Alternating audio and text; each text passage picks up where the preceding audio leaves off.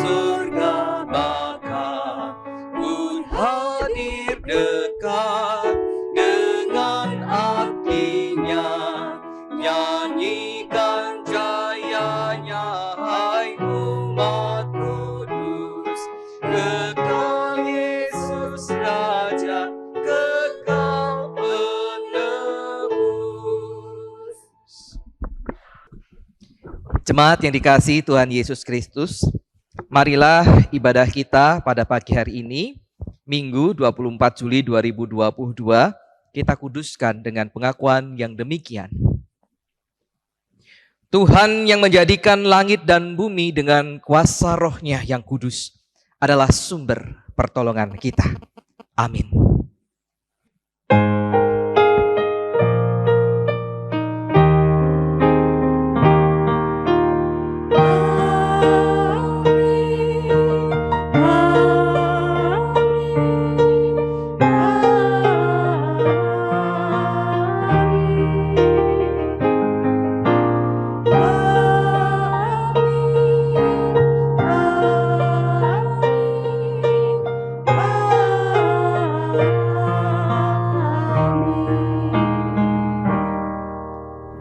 Kasih, karunia, dan damai sejahtera dari Allah Bapa kita dan dari Tuhan Yesus Kristus serta kuasa Roh Kudus menyertai saudara sekalian. Menyertai saudara juga. Silakan duduk. Jemaat yang dikasihi Tuhan Yesus Kristus, tema ibadah kita pada pagi hari ini berjudul Tuhan, ajarlah kami berdoa. Pernyataan yang sama yang disampaikan oleh murid-murid Tuhan Yesus ketika mereka melihat murid-murid Yohanes Pembaptis itu mempunyai ciri khas khusus doa yang berbeda dengan orang-orang Yahudi pada umumnya. Dan karena murid-murid Yesus ini merasa penting bagi mereka untuk punya ciri tersendiri yang barangkali berbeda pula dengan yang diajarkan oleh Yohanes Pembaptis, yang diucapkan oleh murid-murid Yohanes Pembaptis, maka mereka meminta kepada Tuhan Yesus, ajarkanlah kami berdoa. Dan kita akan menggumuli tentang doa. Meskipun saya yakin bahwa tidak ada satupun dari kita yang asing dengan doa. Semua dari kita pernah berdoa, bahkan sering berdoa. Mari bersama-sama kita menggumulinya supaya kita semakin dikuatkan melalui pemahaman iman, pengajaran yang disampaikan oleh Tuhan Yesus kepada kita melalui firman Tuhan pagi hari ini.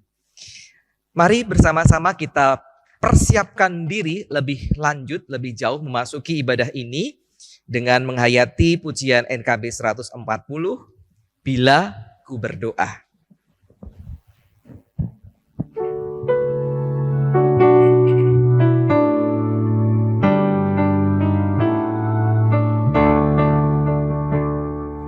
Tuhan sambut jiwaku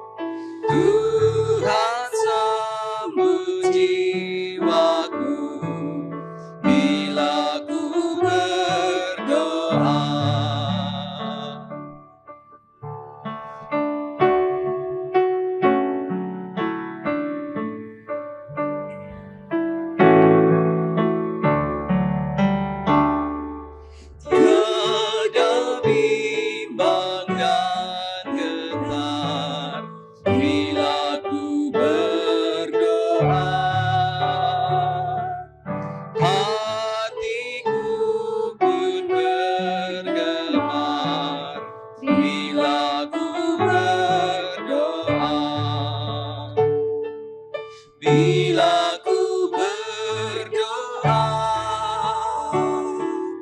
bila ku berdoa, Tuhan sambut jiwaku bila ku berdoa. Mari kita menaikkan doa pengakuan dosa kita berdoa. Ya Allah yang penuh kasih, yang memelihara kehidupan kami hari lepas hari. Tak putus-putusnya berkat-berkat-Mu boleh kami terima, boleh kami rasakan. Kami juga menyadari betapa banyak permohonan-permohonan kami yang kami haturkan kepadamu sudah memperoleh jawaban. Kadang sesuai dengan apa yang kami sampaikan, kadang berbeda. Bahkan kadang juga sampai hari ini kami tidak melihat tanda apapun dari Engkau. Namun kami belajar percaya bahwa Engkau selalu setia, Engkau selalu mendengarkan, Engkau selalu baik dan mengabulkan doa-doa kami. Namun ya Tuhan, ketika pergumulan begitu memuncak, ketika masalah-masalah begitu menghimpit, ketika berulang kali dan kami merasa sudah bertekun dengan doa-doa kami, tetapi kesulitan itu tidak nyah juga dari kehidupan kami. Malah bertambah berat, membuat kami menjadi depresi, resah, gelisah, tak mampu mengambil tindakan. Seperti segala sesuatunya tidak ada lagi jalan keluar. Pada saat itu kami pun jatuh di dalam pencobaan. Pada saat itu kami jatuh di dalam ketidakpercayaan kepadamu. Pada saat itu kami jatuh di dalam kemarahan. Apa yang salah dari kami? Kenapa Tuhan diam dan tidak menjawab? Serta berbagai macam lagi pernyataan-pernyataan yang barangkali mendukakan hati Tuhan. Semua itu terjadi karena kami gagal untuk memahami kebaikan, kasih-Mu yang tidak pernah putus-putusnya dalam kehidupan kami. Ampuni kami ya Tuhan, ketika kami jatuh di dalam dosa dan kemarahan. Karena sikap-Mu, jawaban-jawaban doa-Mu. Tolong kami ya Tuhan, untuk kembali memiliki pemahaman yang benar tentang doa. Layakkan kami untuk melanjutkan ibadah ini karena kasih setia dan pengampunan-Mu di dalam Tuhan Yesus Kristus. Amin.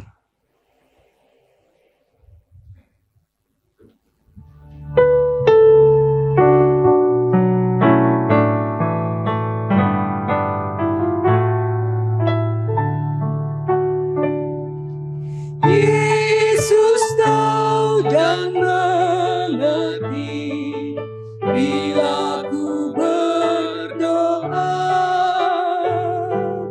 pengampunan diberi bila ku berdoa, bila ku berdoa, bila ku berdoa, Tuhan sambut jiwaku bila ku berdoa.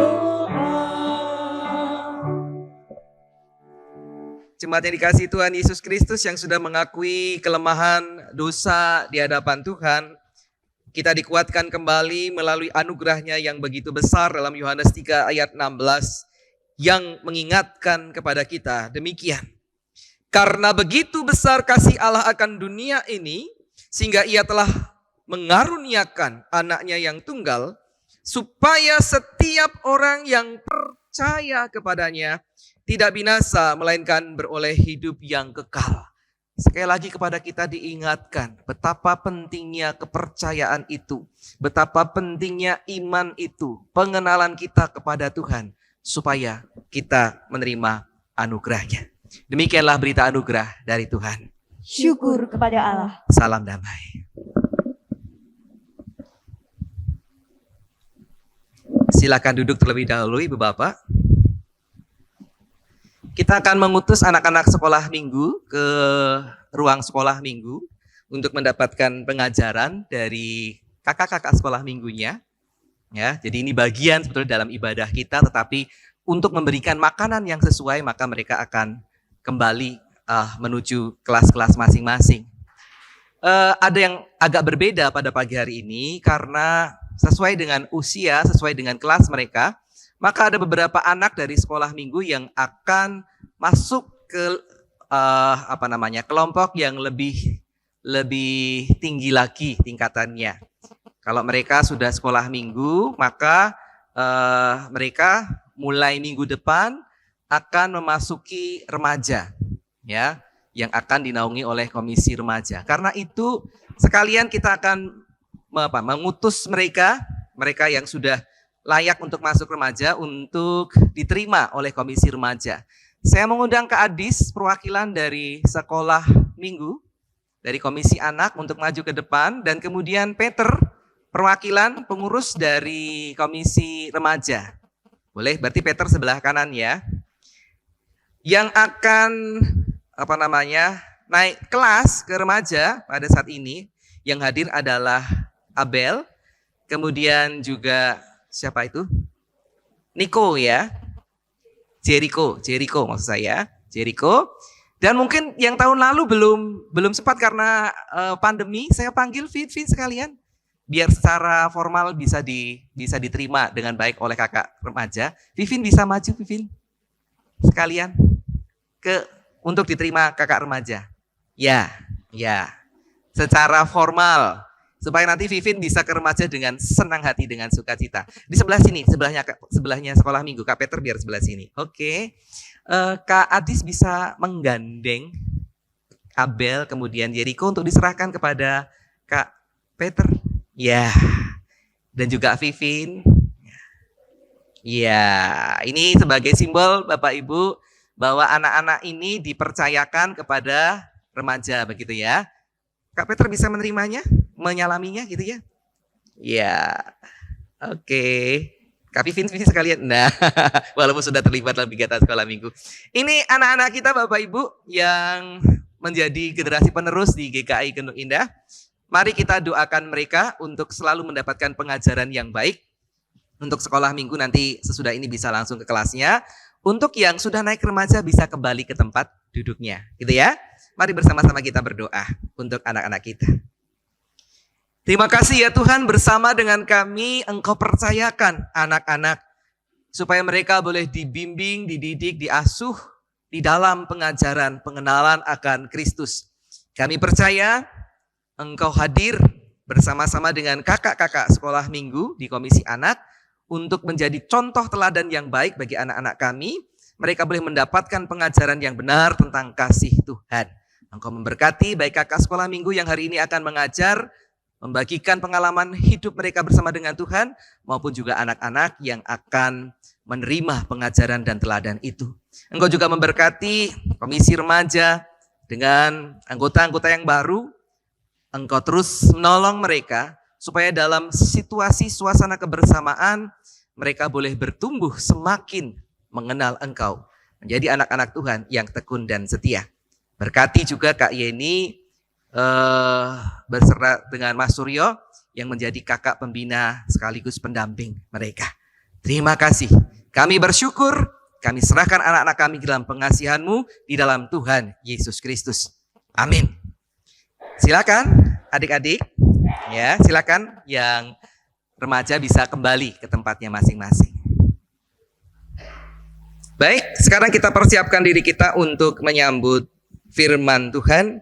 Kita muliakan Tuhan dengan Kidung Jemaat 14.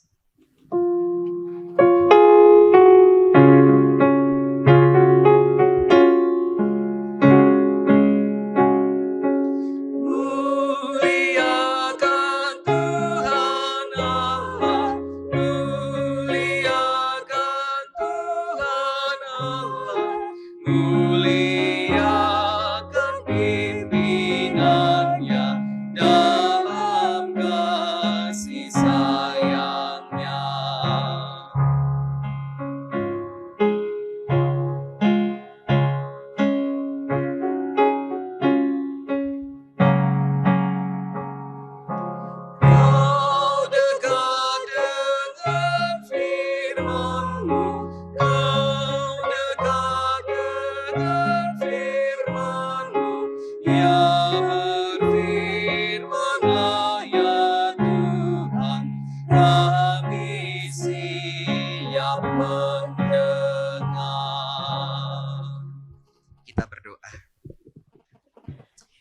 Terima kasih ya Tuhan untuk pengampunan-Mu, untuk anugerah-Mu, untuk kasih setia-Mu setiap waktu. Saat ini di dalam damai sejahtera-Mu, kami rindu untuk kembali dipenuhi oleh firman Tuhan.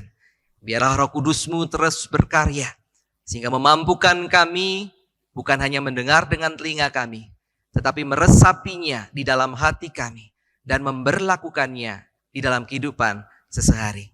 Karena itu ya Tuhan, berfirmanlah, karena anak-anak-Mu sedia mendengarkannya. Demi Kristus Yesus Tuhan. Amin. Injil Tuhan Yesus Kristus pada pagi hari ini dibacakan menurut Injil Lukas pasal 11. Kita akan membaca ayat pertama sampai dengan ke-13. Lembaga Alkitab Indonesia memberikan judul Hal Berdoa.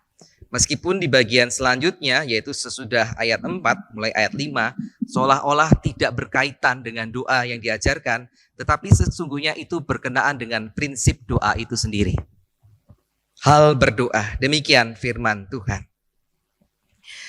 Pada suatu kali Yesus sedang berdoa di salah satu tempat. Ketika ia berhenti berdoa, berkatalah seorang dari murid-muridnya kepadanya, Tuhan, ajarlah kami berdoa, sama seperti yang diajarkan Yohanes kepada murid-muridnya. Jawab Yesus kepada mereka, apabila kamu berdoa, katakanlah, Bapa, dikuduskanlah namamu, datanglah kerajaan. Berikanlah kami setiap hari makanan kami yang secukupnya. Dan ampunilah kami akan dosa kami, sebab kami pun mengampuni setiap orang yang bersalah kepada kami. Dan janganlah membawa kami ke dalam pencobaan. Lalu katanya kepada mereka, jika seorang di antara kamu pada tengah malam pergi ke rumah seorang sahabatnya dan berkata kepadanya, Saudara, pinjamkanlah kepadaku 3 roti. Sebab seorang sahabatku yang sedang berada dalam perjalanan singgah ke rumahku, dan aku tidak mempunyai apa-apa untuk dihidangkan kepadanya. Masakan ia yang di dalam rumah itu akan menjawab, jangan mengganggu aku, pintu sudah tertutup, dan aku serta anak-anakku sudah tidur. Aku tidak dapat bangun dan memberikannya kepada saudara. Aku berkata kepadamu, sekalipun ia tidak mau bangun dan memberikannya kepadanya, karena orang itu adalah sahabatnya, namun karena sikapnya yang tidak malu itu, ia akan bangun juga dan memberikan kepadanya apa yang diperlukannya. Oleh karena itu, aku berkata kepadamu, mintalah, maka akan diberikan kepadamu. Carilah, maka kamu akan mendapat. Ketuklah, maka pintu akan dibukakan bagimu.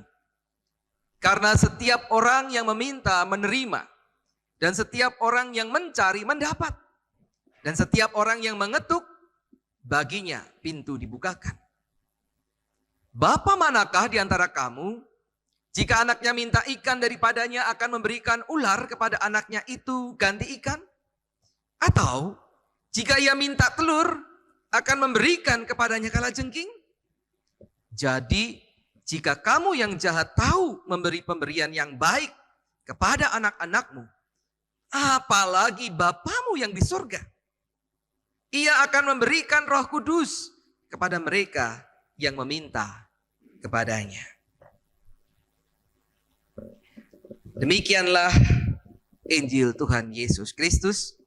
Yang berbahagialah mereka yang setia mendengarkan firman Tuhan dan yang memeliharanya di dalam kehidupan hari lepas hari. Haleluya.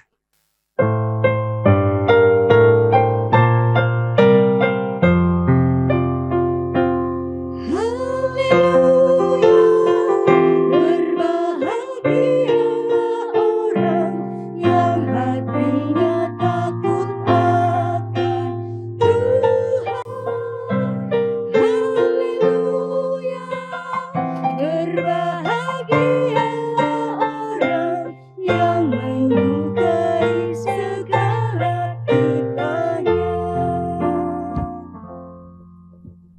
Shalom. Ya, Ibu Bapak yang dikasihi Tuhan Yesus Kristus dan juga simpatisan, saya melihat ada beberapa anak muda yang bergabung dengan kita saat ini. Nanti mungkin dalam warta bisa berdiri ya kalau diminta nanti. Dari mana gitu ya bisa dijelaskan. Ya, kalau kepada kita, kepada saudara ditanyakan doa itu apa? Maka kebiasaan dari kita akan mengatakan, oh doa itu adalah nafas hidup orang Kristen atau orang percaya. Ya, doa adalah nafas hidup orang percaya.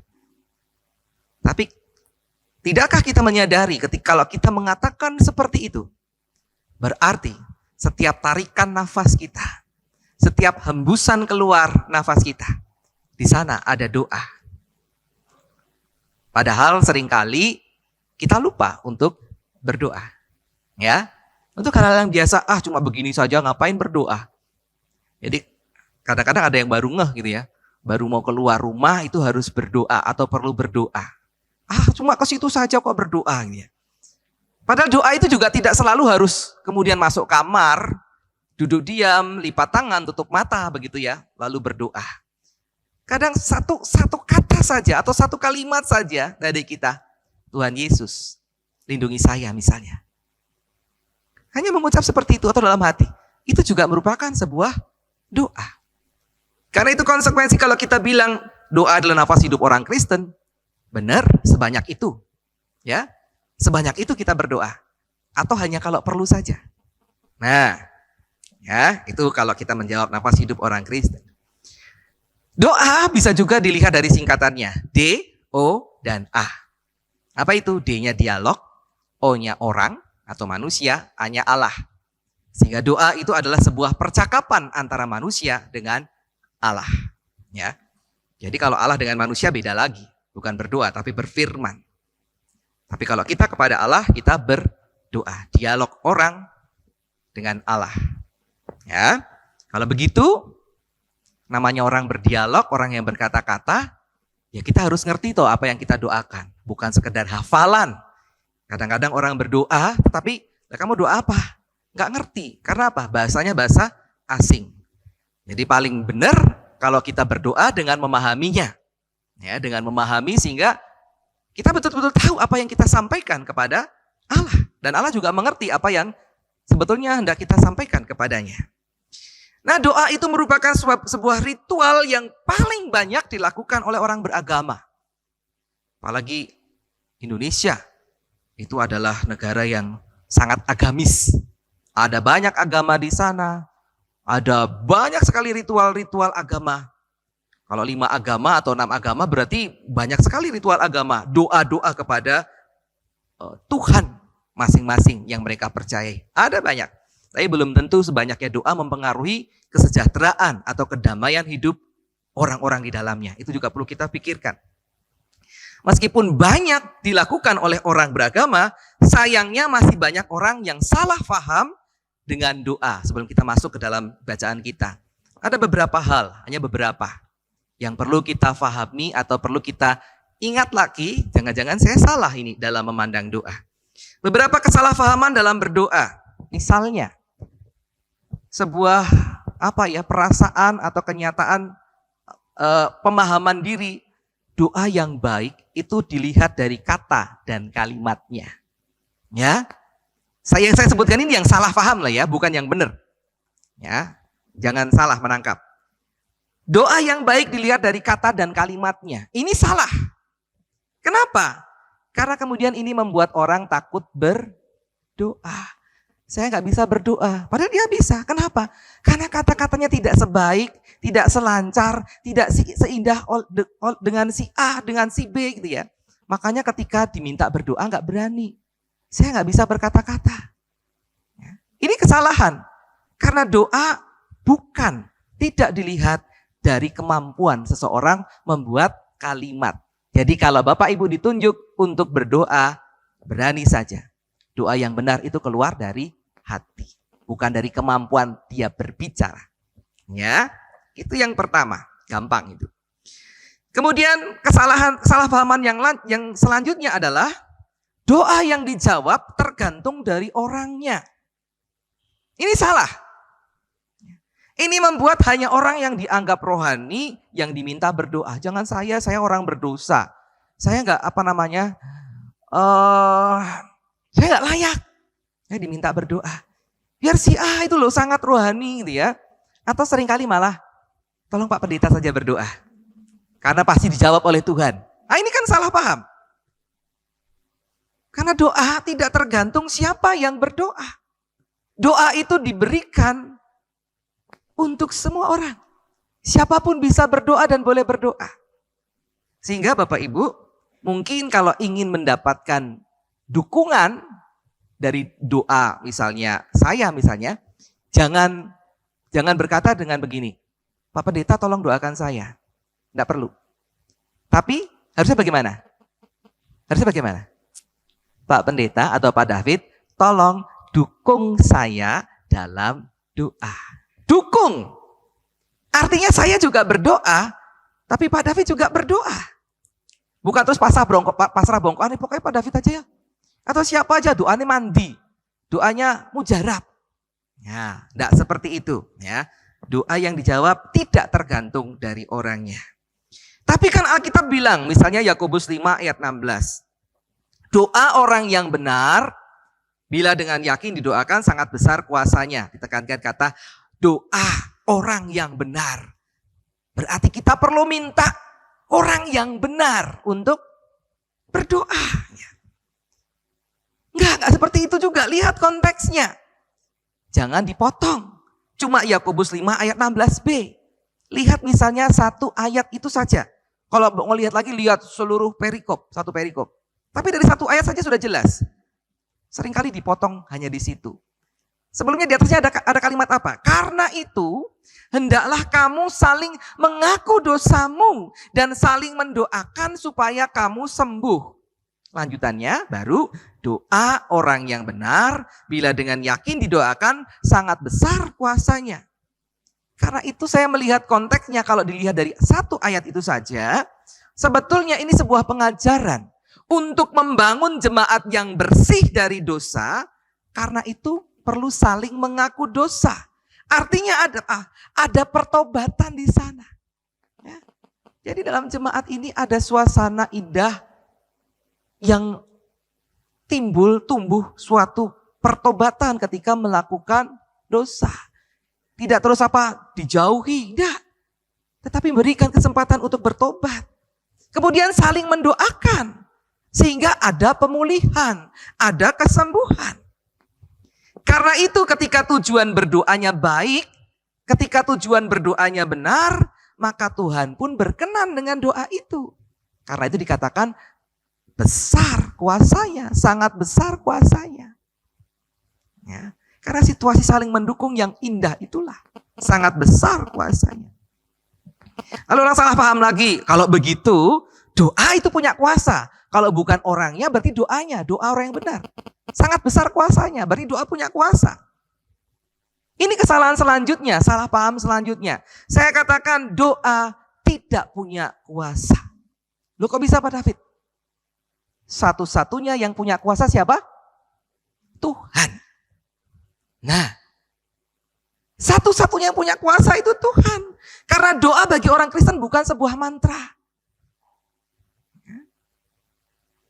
Jadi, nanti kita lihat lebih jauh ya, menurut bacaan kita. Selanjutnya, salah kaprah atau salah paham selanjutnya. Doa adalah jalan keluar dari setiap masalah kita sesuai dengan kebutuhan, bahkan keinginan kita. Atau doa yang dijawab. Saya ulangin, salah paham yang selanjutnya. Doa adalah jalan keluar dari setiap masalah kita sesuai dengan kebutuhan, bahkan keinginan kita. Dalam artian doa itu dijawab. Saya katakan, ini salah paham juga. Memang benar, doa adalah jalan keluar. Benar ya? Betul, doa merupakan jalan keluar. Tapi harus sesuai dengan rencana Allah. Bukan sesuai dengan kebutuhan. Kadang-kadang kita lihat kebutuhan, padahal sebetulnya Tuhan bilang ini bukan kebutuhanmu. Ini hanya keinginanmu gitu ya. Ya, mari kita lihat Yakobus 4 ayat 3. Saya bacakan saja. Dikatakan demikian. Atau kamu berdoa juga, tetapi kamu tidak menerima apa-apa karena kamu salah berdoa. Sebab yang kamu minta itu hendak kamu habiskan untuk memuaskan hawa nafsumu. Jadi ada doa yang kemudian gak dapat apa-apa. Karena salah berdoa. Karena tujuannya adalah memuaskan keinginan, hawa nafsu. Ya, jadi doa yang menjawab jalan keluar itu tetap sesuai dengan rencananya Allah. Sehingga sebelum masuk ke dalam pemahaman kita, seharusnya doa adalah sebuah percakapan kita dengan Allah. Kita diberikan kesempatan untuk ngomong dengan Allah. Percakapan kita dengan Allah. Entahkah kita punya masalah, entahkah kita tidak punya masalah, ngomong sama Tuhan. Entahkah kita pandai berbicara, entahkah kita tidak bisa ngomong seindah siapapun, tetap lakukanlah doa itu. Supaya apa? Supaya kita semakin mengenal hati Allah. Dan kemudian percaya pada segala kebaikannya. Ini saya menawarkan itu. Benar gak ya definisi ini? Mari kita lihat bagian firman Tuhan hari ini. Nah, kita masuk ke dalam Lukas pasal 11. Maaf. Ya, pasal 11 ayat 1 sampai dengan ayat 13. Mohon izin.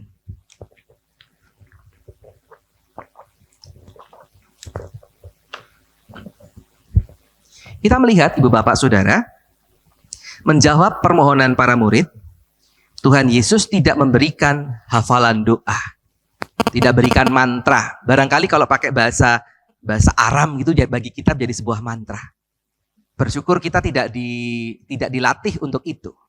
Supaya kita justru melihat makna dari apa yang disampaikan Tuhan. Jadi Tuhan tidak memberikan hafalan doa. Doa Bapa kami, sebutkan. Bapa kami yang di surga, dikuduskanlah namamu, datanglah kerajaanmu, jadilah kehendakmu di surga dan seterusnya. Bahkan saya pernah dengar Bapak Ibu, ada sebuah nasihat. Kalau kamu punya masalah yang berat, kamu ingin dijawab oleh Tuhan, coba kamu ucapkan doa Bapa kami 12 kali. Nanti masalahmu akan selesai. Nah, itu kan jadi mantra. 12 kali, ucapkan doa Bapa kami. Enggak seperti itu. Dalam bacaan kita, Tuhan Yesus memberikan garis besar, isi atau materi doa yang kita kenal sebagai doa Bapa kami. Ya. Karena ini sebuah garis besar isi dari doa, maka kita tidak perlu bingung. Kemudian tanya, loh Pak David di Matius 6 ayat 9 sampai 13 itu kok agak berbeda ya dengan Lukas 11 ayat 2 sampai 4. Ya. Bahkan di sana di belakang ada karena engkau yang punya kerajaan dan kuasa dan kemuliaan dan seterusnya, itu di Lukas tidak ada sama sekali. Kok beda ya? Mana yang benar Pak David? Ini sebetulnya garis besar doa itu seperti ini. Mari kita perhatikan garis besar doa yang diajarkan Tuhan. Yang pertama, alamat doa. Ya, alamat doa. Apa di sini? Bapa kami yang di surga. Sama ya? Bapa saja. Kalau di Matius itu ada lebih jelas. Tapi di sini hanya sebutan singkat. Bapa. Ya, di Matius Bapa kami yang di surga. Ini singkat sendiri. Bapa. Apa artinya?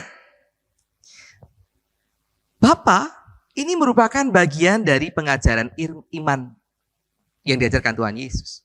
Mengembalikan hubungan antara Allah Israel dengan Israel. Tapi juga menjadi bagian dari kita. Kita bukan orang Israel. Israel baru iya. Bapa, Tuhan itu tidak jauh. Tuhan itu enggak bisa kita jangkau. Kita tidak bisa kita dekati. Enggak. Tuhan ingin mengajarkan kepada kita bahwa yang namanya Tuhan itu sangat akrab. Sangat dekat dengan kita. Bukan Allah yang jauh. Karena itu jangan takut, jangan segan, jangan sungkan. Kita ngomong, kita berdoa kepada Bapa kita. Ya. Bapa, kan enak ya? Akrab sekali. Bahkan gak usah ngomong Bapa kami yang di surga. Bapa. Saya ingat ada salah seorang penatua yang kalau berdoa sering mengucapkan, nanti penatua silakan periksa siapa orangnya, tapi tidak perlu sebutkan. Ya Bapa, ya Bapa, ya Bapa. Ini sesuai dengan pengajaran Tuhan Yesus. akrab dengan Tuhan. Lalu bagaimana dengan sebutan yang lain? Kalau kita berdoa Tuhan Yesus atau ya Roh Kudus, tidak masalah sebetulnya. Karena itu adalah bagian dari Bapa juga. Tetapi Tuhan Yesus dalam hal ini mau mengajarkan kepada kita, nggak usah sungkan, dekat banget loh Tuhan dengan kamu. Jadi doa aja seperti bernafas. Seperti ngomong kepada Bapakmu. Silakan berdoa gitu ya. Nah, itu yang pengajaran yang pertama. Yang kedua, dikuduskanlah namamu. Itu apa? Menurut saya, ini adalah sikap doa. Jadi sikap doa itu bukan secara fisik ya. Kalau kita lipat tangan, tutup mata, itu hanya supaya kita berkonsentrasi, nggak lihat mana-mana. Kalau ada lilin di depan kita, itu hanya supaya membuat kita konsentrasi. Atau ada patung Yesus di situ, hanya konsentrasi, kita tidak menyembah kepadanya. Jadi bukan sikap itu, ataupun masuk dalam kamar, tutup pintu, ya. Sebenarnya bukan di situ. Bahkan doa ketika kita di bis pun kita bisa berdoa. Sikap doa yang benar ini bukan secara fisik, tetapi apa? Sikap hati kita untuk menjaga kekudusan Allah, sehingga kita menjaga kekudusan diri kita. Karena kita sadar Allah itu kudus, maka saya juga harus kudus ketika datang kepadanya. Dan ini juga menunjukkan kesungguhan saya berdoa. Bukan main-main, karena ada, ini anak mahasiswa biasanya, bukan saudara-saudara ini ya. Bahkan mahasiswa teologi kadang-kadang juga kebangetan. Jadi ketika ada yang berdoa gitu, doa makan Bapak Ibu. Doa makan bareng-bareng gitu ya di asrama gitu. Doa makan, ini yang berdoa melek. Kenapa alasannya melek Bapak Ibu? Soalnya kalau merem, lauknya diambil temennya. Ini kan tuh gak menjaga kekudusan Allah. Kalau mau disadari. Nah, ini jaga kekudusan. Karena itu kadang-kadang juga Bapak Ibu mungkin kalau kita sempat gitu ya. Jangan kalau kita masih sempat, kalau memang nggak sempat ya nggak apa-apa. Terus dari kamar mandi belum berpakaian berdoa misalnya, railo, ya bener aja, bener juga. Pakai baju dulu gitu toh. Karena menjaga kekudusan, itu bisa kita terima. Ya, tetapi kita bisa berdoa di mana saja, iya betul. Tapi kalau kamu sempat, kenapa kamu tidak mempersiapkan diri sebaik mungkin, kan begitu. Jadi orang Islam masih menjaga itu. Ketika mereka mau bertemu dengan Tuhan, mereka menjaga kekudusan dengan apa? Cuci tangan, cuci kaki, telinga supaya mendengar suara Tuhan, ya, dan sebagainya. Cara mereka untuk menguduskan dan juga sungguh-sungguh ketika mereka berdoa kepada Tuhan. Ya, itu yang kedua. Yang ketiga, datanglah kerajaanmu. Apa ini? Ini sikap hati kita. Apa maknanya? Ketertundukan kita. Sehingga kalau kita bilang, kita berdoa, kemudian kita ucapkan datanglah kerajaanmu, kita siap menerima keputusan Tuhan, sang penguasa kerajaan. Jadi kalau kita berdoa, tidak sesuai dengan apa yang kita sebutkan, ya tidak masalah. Karena itu bagian dari ketertundukan kita kepada Tuhan. Sang raja ngomong kayak gini, beda dengan yang gue omong kayaknya tidak apa-apa.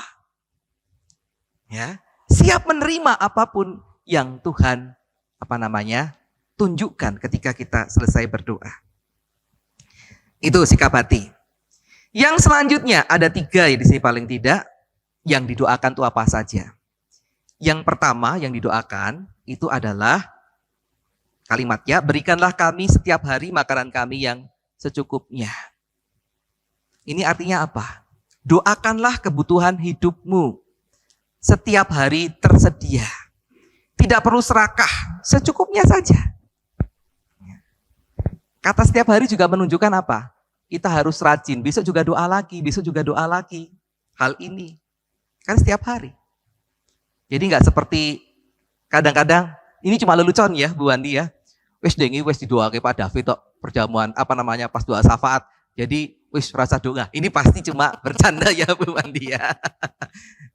Sebuah pengajaran. Terus, sudah didoakan Pak David dalam kebaktian, berarti seminggu rasa berdoa. Enggak, setiap hari berdoa. Tentang segala kebutuhan kita. Diwakili dengan apa? Makanan. Kalau kita butuhnya hari ini apa, ya doakan.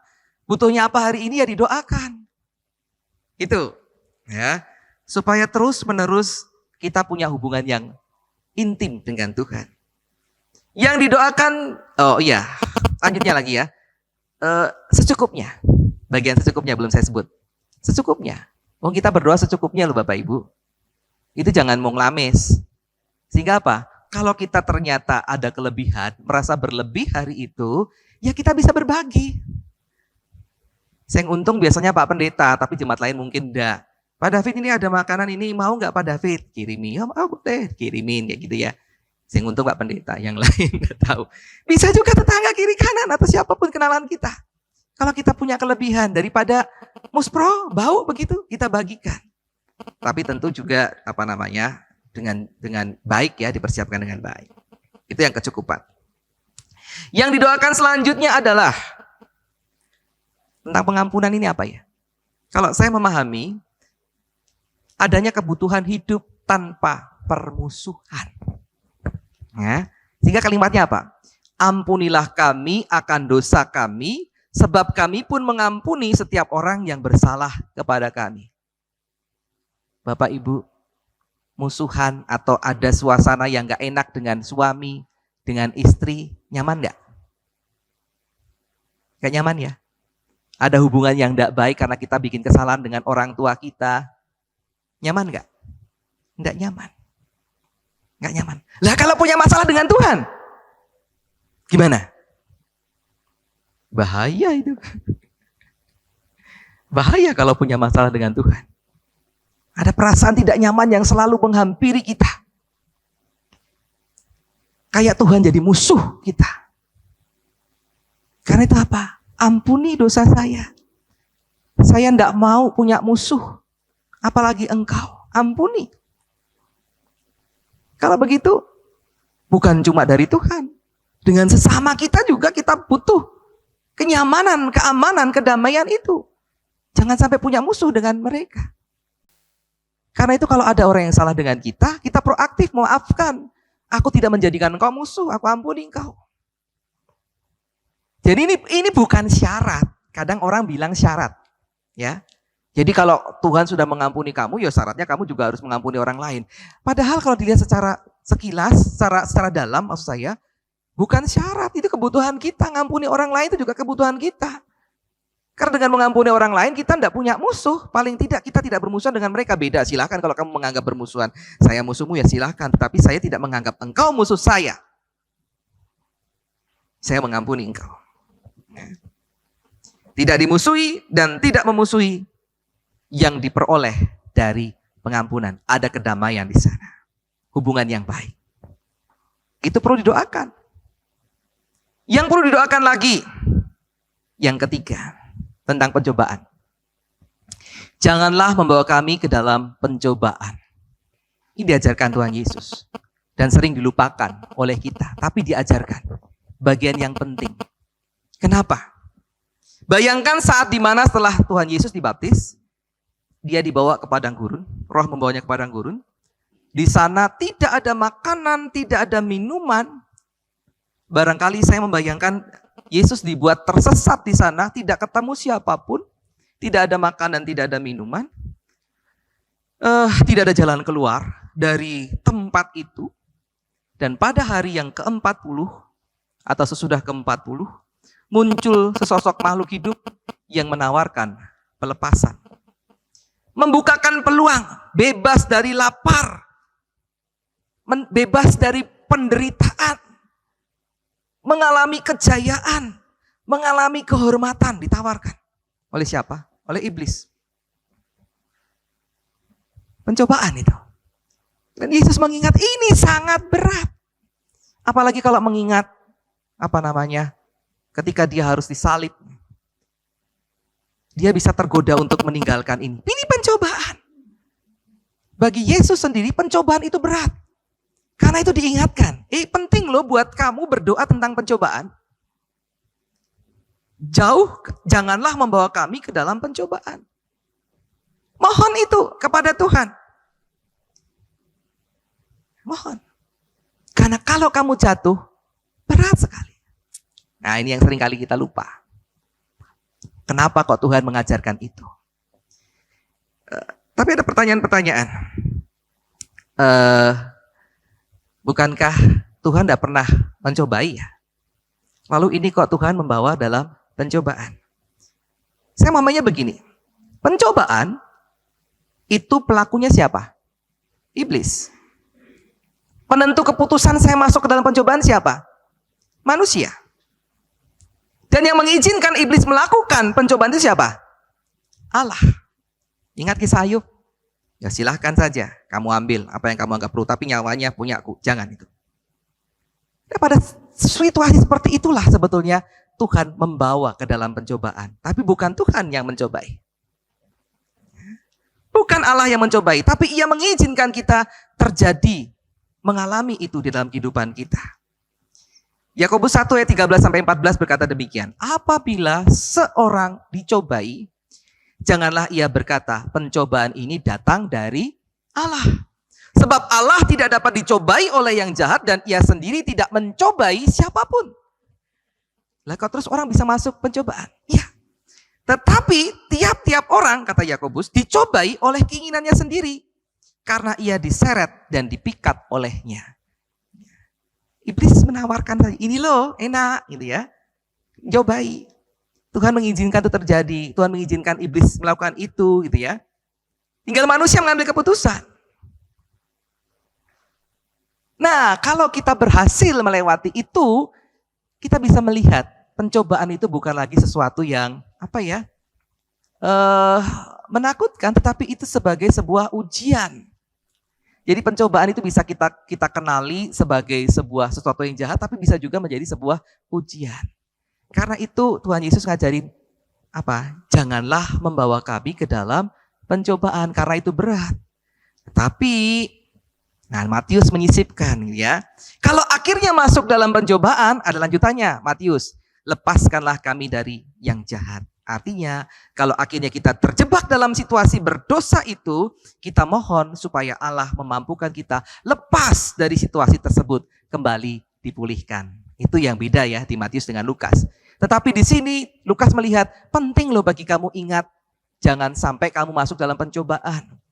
Ketika di Getsemani, Tuhan Yesus mengingatkan, ayo berdoa supaya kamu tidak jatuh dalam pencobaan. Penting banget untuk itu. Jadi tolong diselipkan Bapak Ibu ketika berdoa supaya kita lepas atau tidak masuk dalam pencobaan itu. Selanjutnya doa ini tanpa penutup. Artinya kita bisa menambahkan lagi pokok-pokok doa yang lain. Karena ini cuma garis besarnya. Tambahkanlah sesuai dengan prinsip-prinsip itu. Dalam Matius doa Bapa kami ini diakhiri dengan doksologi. Yaitu puji-pujian pada Allah.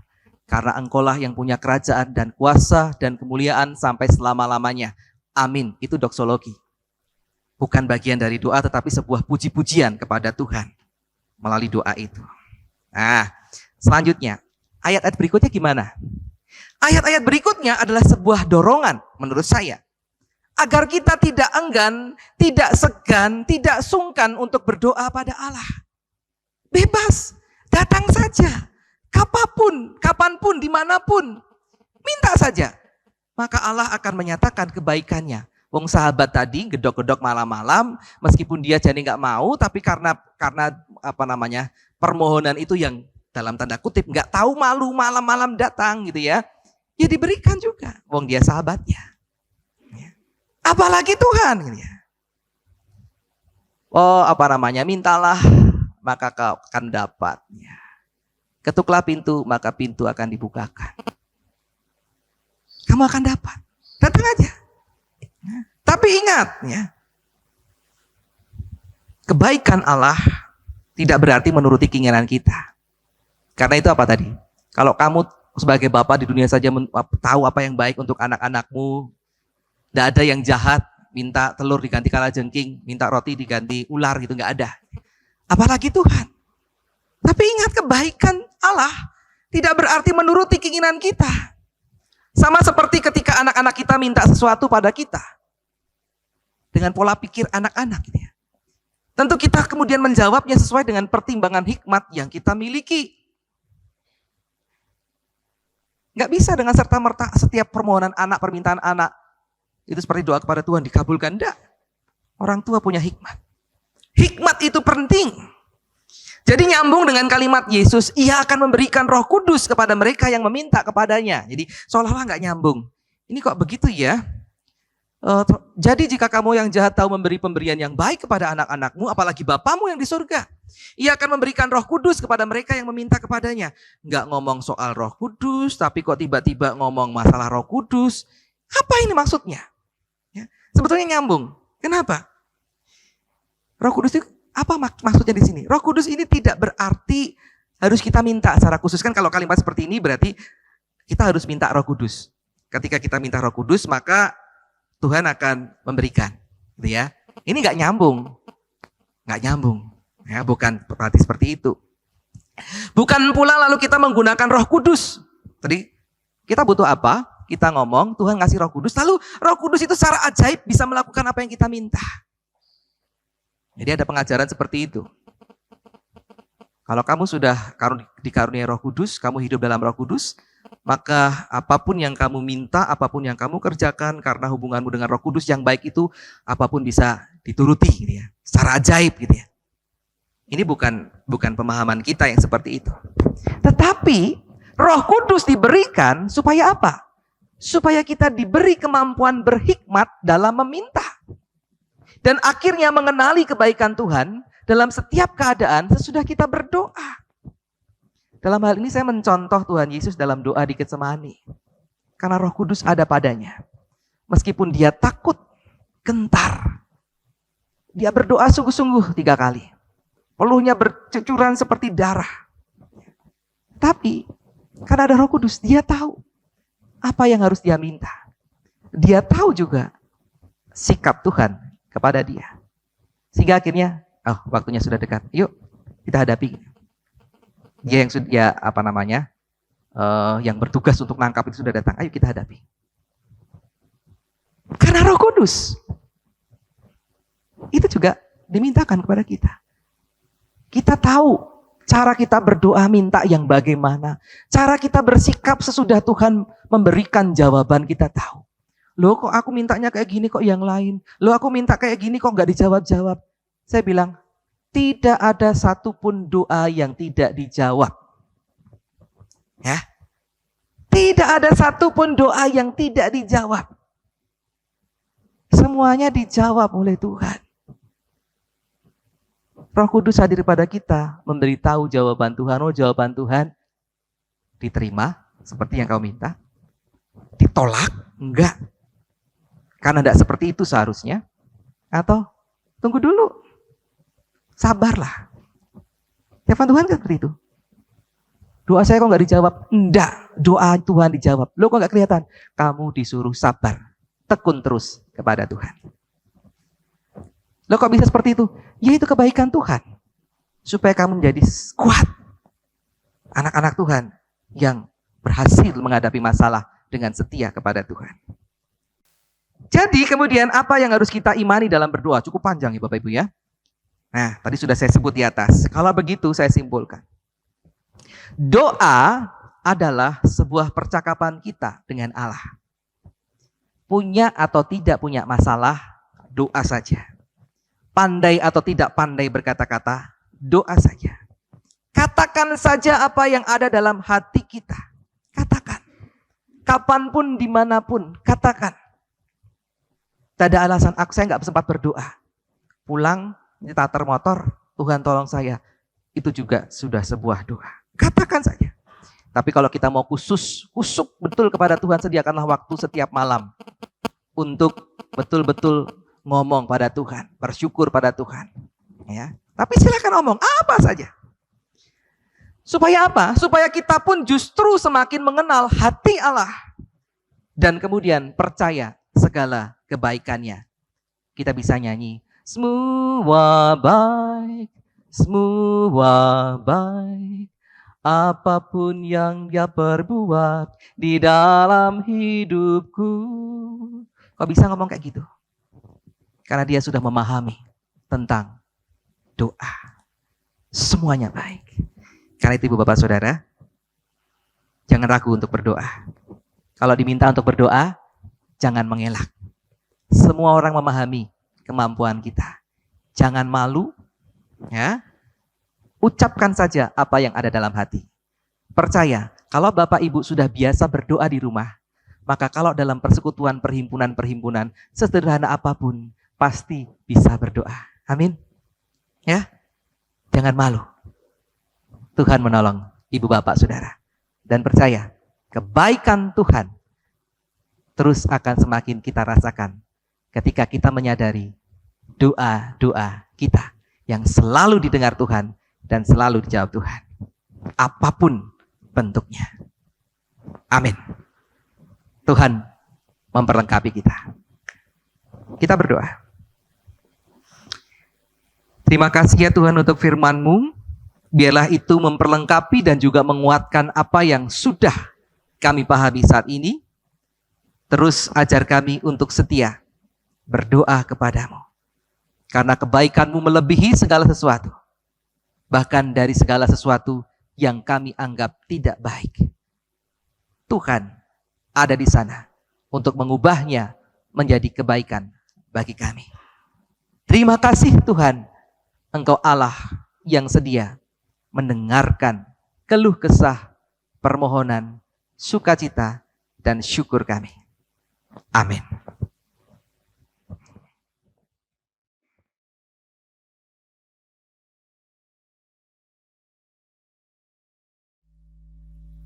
Marilah kita bersama dengan umat Allah di masa lalu, masa kini, dan masa depan, mengingat pengakuan pada baptisan kita menurut pengakuan iman rasuli.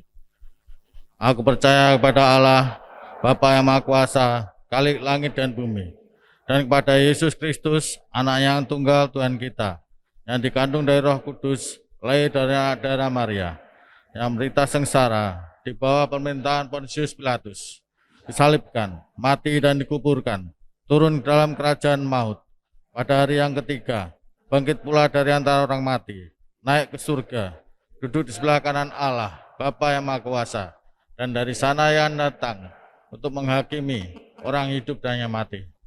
Aku percaya pada Roh Kudus, gereja yang kudus dan am, persekutuan orang kudus, pengampunan dosa, bangkitan orang mati, dan hidup yang kekal.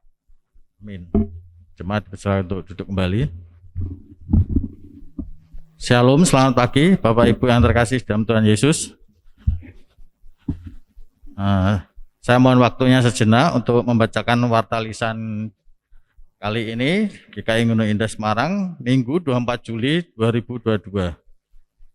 Yang pertama-tama kami mengucapkan, segenap majelis jemaat mengucapkan selamat datang bagi jemaat yang baru pertama kali hadir di tempat ini. Jika ada, kami mohon untuk berdiri sejenak.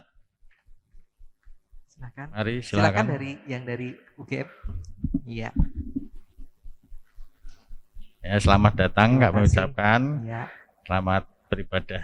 Terima kasih, Tuhan berkati. Silakan duduk kembali. Yang kedua, pelayan kebaktian. Pada kebaktian minggu hari ini, Minggu 24 Juli 2022, dilayani oleh Pendeta David Kristianto. Segenap jemaat dan majelis jemaat mengucapkan terima kasih atas pelayanan Bapak. Kami juga mengucapkan terima kasih kepada seluruh pelayan kebaktian hari ini. Tuhan Yesus memberkati. Untuk yang ketiga, persekutuan doa majelis jemaat. Persekutuan doa majelis jemaat GKI Gunung Indah akan dilaksanakan pada hari Selasa 26 Juli 2022 pada pukul 19 waktu Indonesia Barat dengan pemimpin Penatua Trianto Hirlambang. Kami mohon kehadiran segenap majelis jemaat. Lalu yang keempat, persekutuan komisi usia lanjut.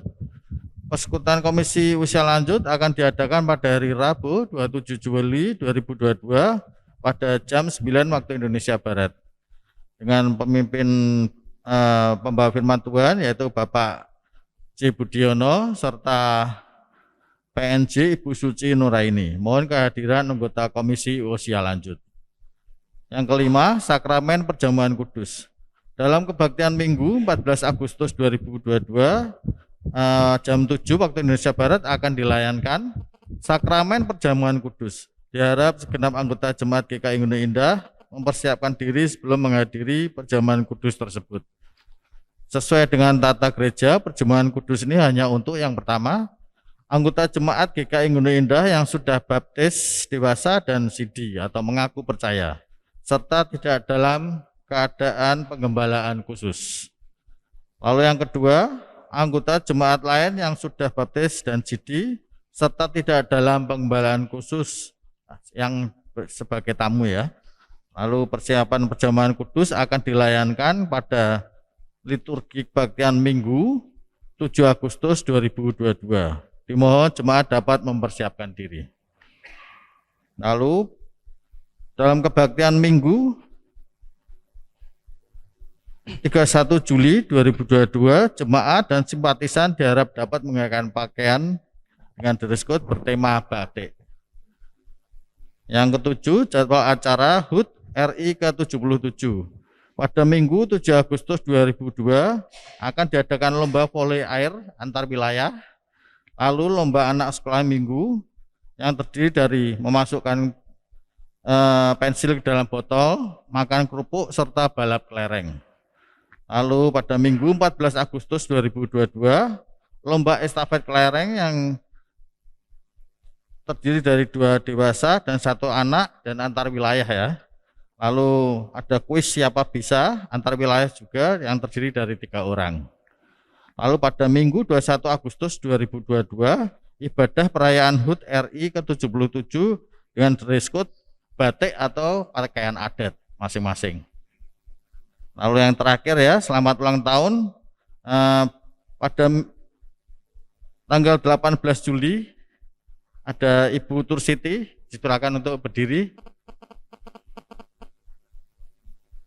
Selamat ulang tahun Ibu, Tuhan berkati Ibu. Lalu pada tanggal 21 Juli ada Ibu Dwi Yuliariani. Selamat ulang tahun Bu, Tuhan berkati. Pada saudara-saudara yang berulang tahun, kami mengucapkan selamat ulang tahun, panjang umur, Tuhan Yesus memberkati. Demikian warta lisan kami hari ini, dan selanjutnya akan dilaksanakan doa syafaat yang dipimpin oleh Bapak Pendeta David. Mari kita berdoa. Ya Tuhan Allah Bapa kami yang di surga, kami bersyukur ibadah ini boleh berlangsung dengan baik dari awal, pertengahan hingga menjelang akhir ini. Kau memberkati supaya jemaat Tuhan bertekun melalui doa, semakin bertumbuh iman, karena kami semua miliki Allah yang sangat-sangat baik, yang menyediakan diri untuk berkomunikasi dengan kami. Terima kasih Tuhan. Biarlah itu boleh nyata di dalam keseharian kami, boleh nyata juga melalui pelayanan-pelayanan yang kami kerjakan, baik majelis jemaat kerjakan maupun pengurus-pengurus komisi dan wilayah yang sudah mulai dibangun kembali persekutuan-persekutuannya. Kau tolong supaya kami terus tekun berdoa di dalam setiap pergumulan pelayanan yang boleh kami lakukan. Terima kasih ya Tuhan. Kami juga berdoa untuk persiapan perjamuan kudus, persiapan perayaan HUT RI yang kembali diselenggarakan karena kasus COVID sudah mulai menurun. Kami boleh beraktivitas kembali. Engkau berkati jemaat Tuhan mempersiapkan diri dengan baik dan mempersiapkan diri untuk terlibat di dalam sukacita itu. Kami berdoa untuk pemerintah bangsa kami. Engkau menolong, memberkati pemimpin-pemimpin kami, Presiden Jokowi, para menteri dan kemudian pejabat dari pusat sampai daerah bersinergi untuk mengatasi berbagai macam kendala-kendala untuk kesejahteraan masyarakat terkait dengan perekonomian yang dirasa semakin susah untuk dihadapi oleh masyarakat. Engkau menolong supaya pemerintah boleh mengambil kebijakan-kebijakan yang tepat, yang mendorong masyarakat memiliki daya beli, sehingga segala kebutuhan hidup di masyarakat boleh terpenuhi dengan baik meskipun agak sulit. Tuhan juga menolong supaya dunia boleh segera dipulihkan dari ancaman resesi ekonomi ini. Tuhan juga berkati untuk penyelesaian kasus di konflik Rusia dan Ukraina.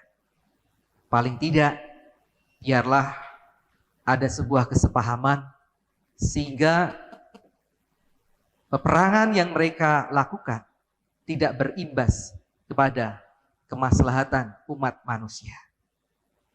Tuhan menolong semuanya berproses.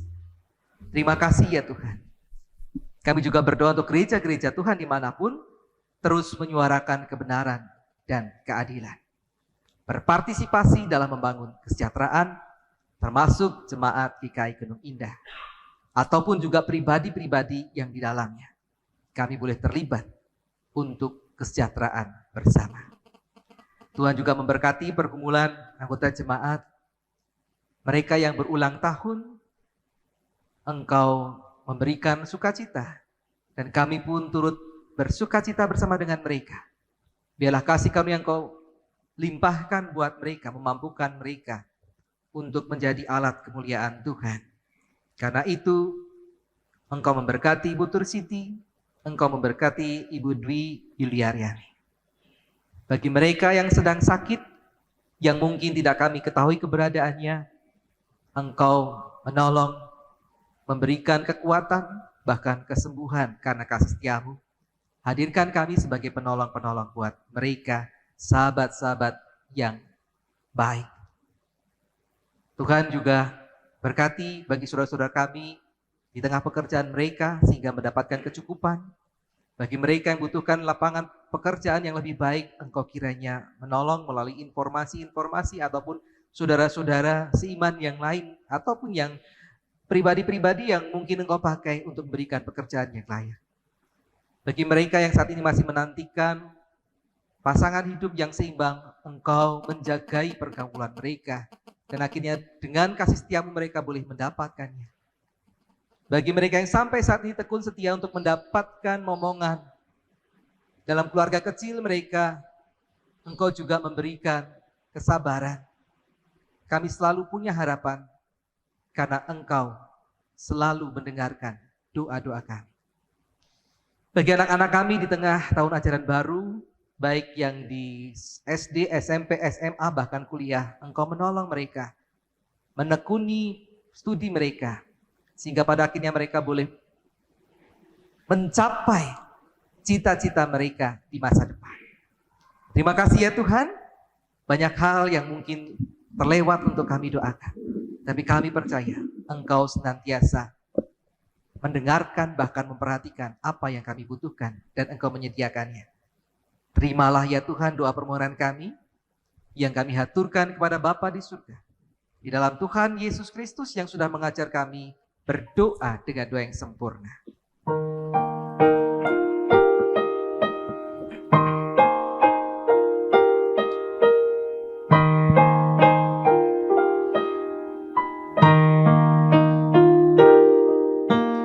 Bapa kami yang di surga, dikuduskanlah namamu, datanglah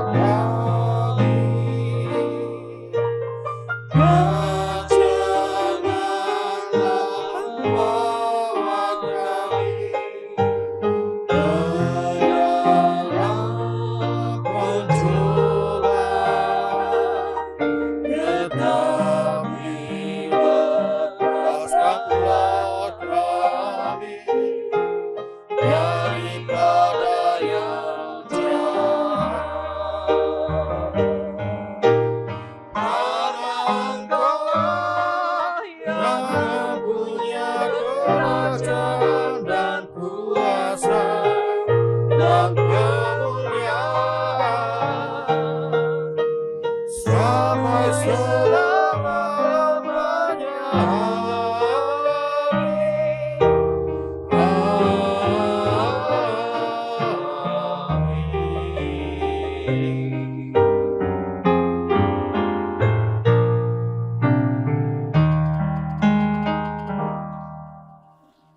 Jemaat, saatnya bagi kita untuk memberikan persembahan.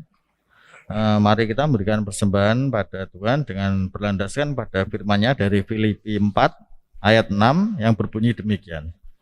Janganlah hendaknya kamu khawatir tentang apapun juga, tetapi nyatakanlah dalam segala hal keinginanmu kepada Allah dalam doa dan permohonan dengan ucapan syukur. Untuk persembahan kali ini, kantong hijau diperuntukkan bagi program Tunas Wacana. Lalu bagi orang tua anak sekolah minggu, Komisi Anak menyediakan kotak persembahan tersendiri. Nah, demikian juga untuk selain memberikan sampul persembahan, jemaat juga dapat mengirimkan transfer melalui scan QRIS BCA yang ditempel di bangku jemaat. Saya persilakan jemaat untuk berdiri.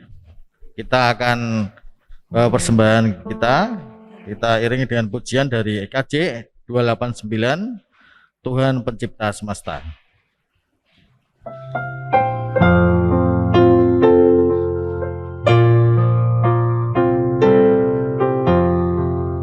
Tuhan Pencipta Semesta, Kaulah yang Maha Mulia, sungguh besar karunia yang Kau beri. Mari kita bawa persembahan kita dalam doa.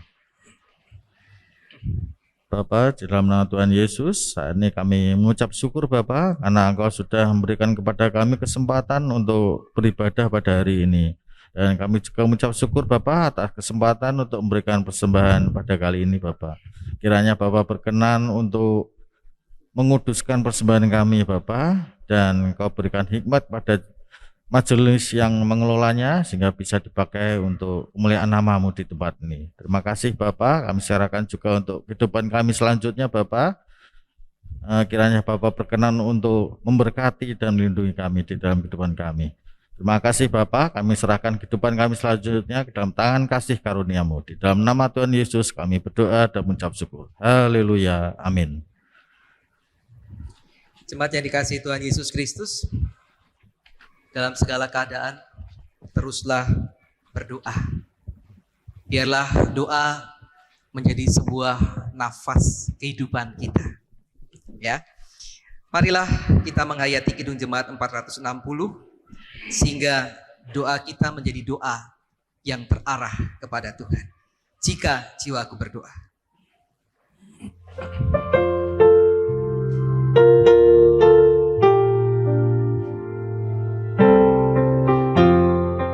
Jika jiwaku berdoa kepadamu Tuhanku, ajar aku terima saja pemberian tanganmu dan mengaku seperti Yesus di depan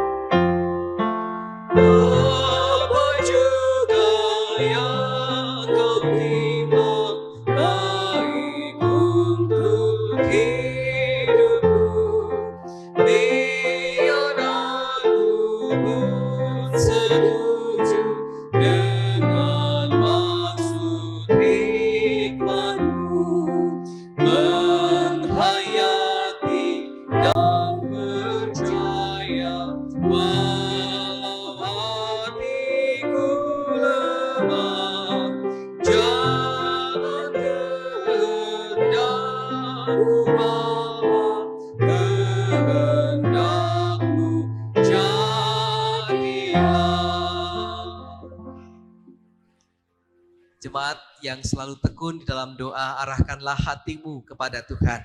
Kami mengarahkan hati kepada Tuhan. Jadilah saksi-saksi Kristus.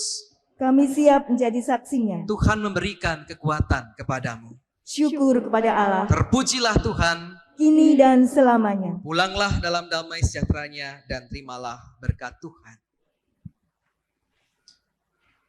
Tuhan memberkati engkau dan melindungi engkau. Tuhan menyinari engkau dengan wajah-Nya dan memberi engkau kasih karunia. Tuhan menghadapkan wajah-Nya kepadamu dan memberi engkau damai sejahtera dari hari ini sampai Maranatha. Tuhan Yesus datang kembali. Haleluya. Amin.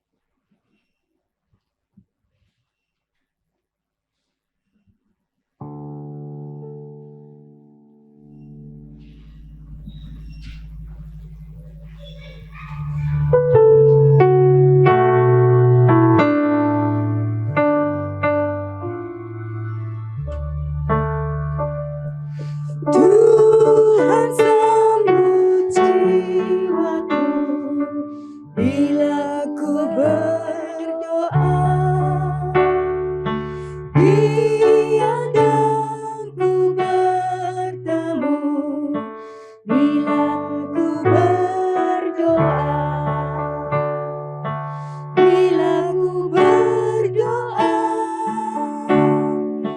Bila ku berdoa. Tuhan sambut jiwaku bila ku berdoa.